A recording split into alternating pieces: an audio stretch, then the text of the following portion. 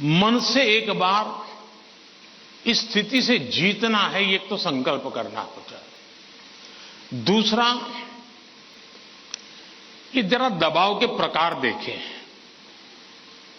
एक तो दबाव होता है खुद ने ही जो अपने लिए तय करके रखा है कि सुबह 4 बजे उठना ही उठना है, रात को 11 बजे तक पढ़ना ही पढ़ना है, आपने तो इतने आंसर सॉल्व करके ही जीतना है, और बड़ा दबाव खुद ही अनुभव करते हैं।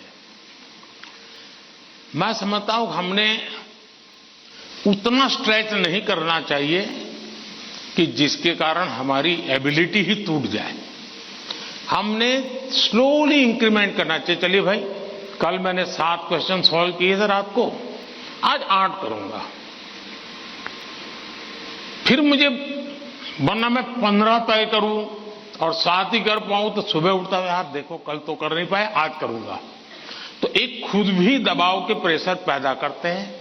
हमने इसको थोड़ा साइंटिफिक तरीके से कर रहे हैं। दूसरा, मां बाप प्रेशर पैदा करते हैं, ये क्यों नहीं किया, वो क्यों नहीं किया, क्यों सोता रहा, चलो जल्दी उठते नहीं हो, पता नहीं एग्जाम है, और यहां तक कहते हैं देख वो तेरा दोस्त क्या करता है, तू क्या करता है। ये सुबह शाम जो कमेंट्री चलती है, रनिंग कमेंट्री, और कभी मां थक जाती है तो पापा की कमेंट्री शुरू होती है, कभी पापा थक जाते हैं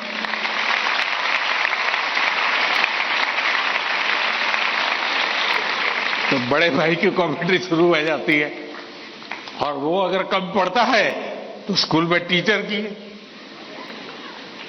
फिर या तो कुछ लोग ऐसा है, जा तुमको जो करना है कर लो, मैं अपना ऐसे ही रहूंगा। कुछ लोग इसे सिंसियर लेते हैं, लेकिन ये दबाव का दूसरा प्रकार है। तीसरा ऐसा भी होता है कि जिसमें कारण कुछ नहीं, समझ का अभाव है, और बिना कारण उसको हम संकट मान लेते हैं। जब एक्चुअली करते हैं तो लगता है नहीं यार इतना मुश्किल नहीं था, मैंने बेकार में दबाव झेलता रहा। तो मुझे लगता है कि एक तो इनको पूरे परिवार ने, टीचर ने, सबने मिलकर के एड्रेस करना होगा। सिर्फ स्टूडेंट एड्रेस कर लेगा, सिर्फ पेरेंट्स एड्रेस कर लेंगे, इतने से बात बननी नहीं है। और मैं मानता हूं कि ये लगातार परिवारों में भी बातचीत होती रहनी चाहिए। हर परिवार ऐसी स्थितियों में कैसे हैंडल करता है उसकी चर्चाएं होनी चाहिए। उसकी एक सिस्टमेटिक थियरी के बजाय हमने धीरे धीरे चीजों को इवॉल्व करना चाहिए। अगर ये इवॉल्व करते हैं तो मुझे पक्का विश्वास है कि हम इन चीजों से बाहर निकल के आते हैं। धन्यवाद।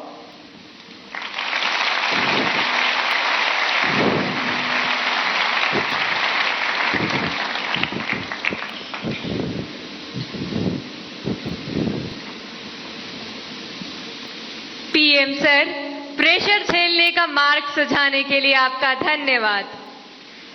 वीर सावरकर के बलिदान के साक्षी एवं अनुपम प्राकृतिक सौंदर्य के लिए प्रसिद्ध अंडमान निकोबार द्वीप समूह से एक अभिभावक भाग्य लक्ष्मी जी हमसे वर्चुअल माध्यम से जुड़ रही हैं। भाग्य लक्ष्मी जी, अपना प्रश्न पूछिए। माननीय प्रधानमंत्री जी नमस्कार। एक अभिभावक होने के नाते मेरा आपसे सवाल है कि छात्रा पर जो पीर प्रेशर रहता है, जो कि एक तरह से दोस्ती की सुंदरता छीन लेता है और छात्राओं को अपने ही दोस्तों के साथ प्रतिस्पर्धा करा देता है, उस पर आपकी क्या राय है? कृपया मुझे समाधान दें। धन्यवाद। धन्यवाद भाग्य लक्ष्मी जी। विश्व को सत्य, अहिंसा और धर्म की त्रिमूर्ति प्रदान करने वाली भूमि गुजरात स्थित पंचमहल के जवाहर नवोदय विद्यालय की छात्रा दृष्टि चौहान प्रधानमंत्री जी आपसे अपनी समस्या का हल जानना चाहती हैं। दृष्टि, कृपया अपना प्रश्न पूछिए। माननीय प्रधानमंत्री जी नमस्कार। मैं दृष्टि चौहान जवाहर नवोदय विद्यालय पंचमहल में कक्षा 6 की छात्रा हूँ। मेरा आपसे यह प्रश्न है कि कभी कभी परीक्षा के प्रतिस्पर्धी माहौल में दोस्तों के साथ प्रतिस्पर्धा भी अधिक दबाव पैदा करती है। कृपया सुझाव दें कि इससे कैसे बचा जा सकता है। आप मुझे इस पर अपना मार्गदर्शन प्रदान करें। धन्यवाद सर। धन्यवाद दृष्टि।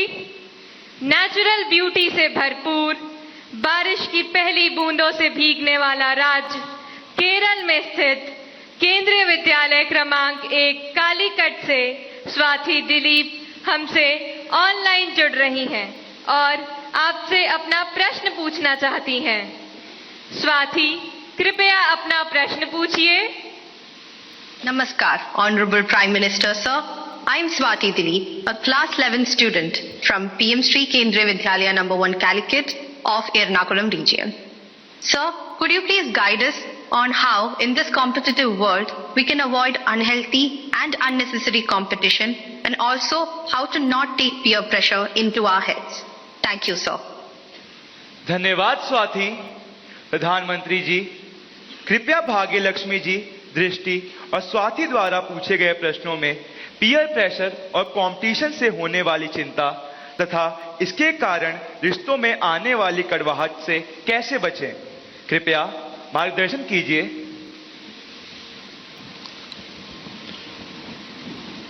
अगर जीवन में चुनौतियां न हो,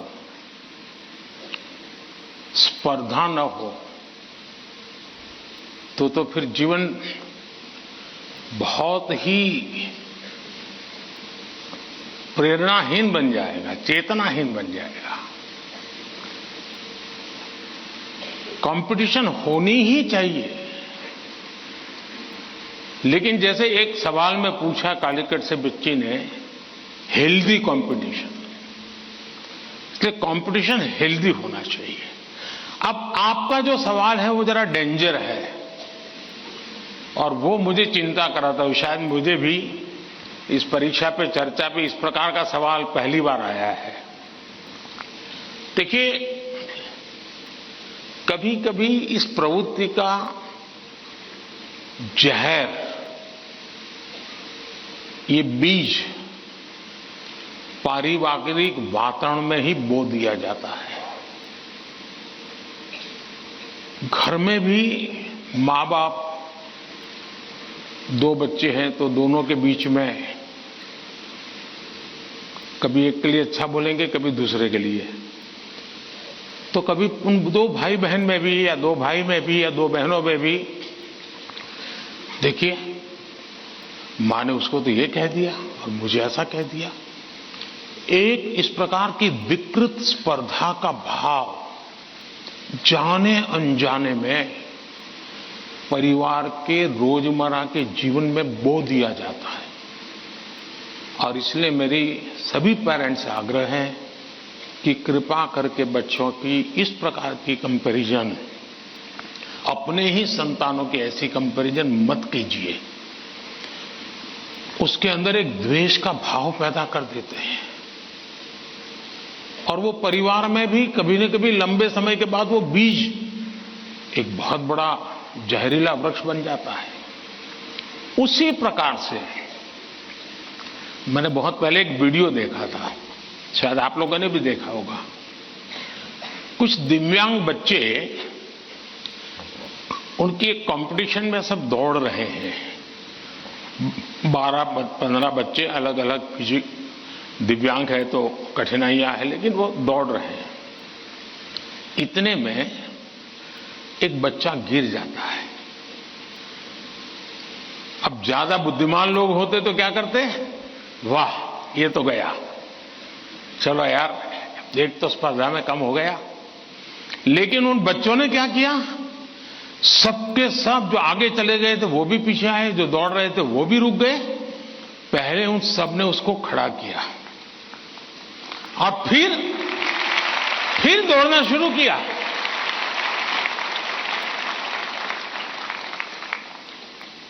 सचमुच में ये वीडियो